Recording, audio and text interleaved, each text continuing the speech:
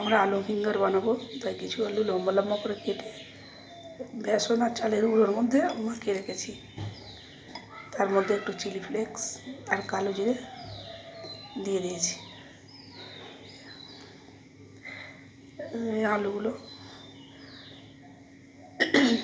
গরম তেলের মধ্যে দিয়ে দেবো এক এক করে।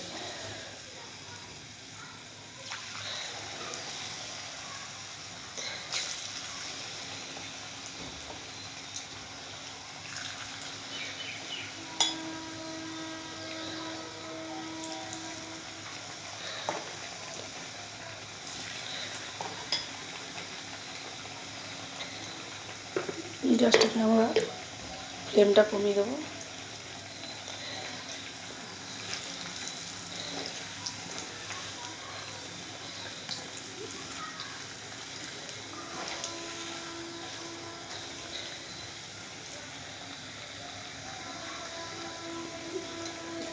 এভাবে একটু হোক কম ফ্লেমে, ব্রাউন কালার হলে তুলে নেব। দেখো ফিশ ফিঙ্গারগুলো কি সুন্দর গোল্ডেন কালার চলে এসেছে। এবার এগুলোকে তুলে নেব।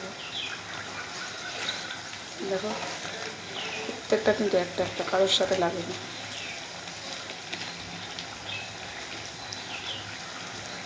এবার এগুলো আমরা একটা জায়গায় তুলে নেব।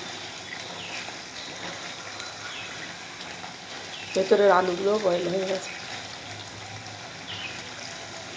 এর থেকে আরও লম্বা আলু হলে আরও দেখতে ভালো লাগবে।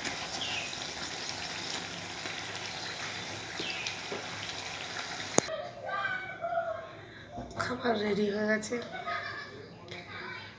Fish finger.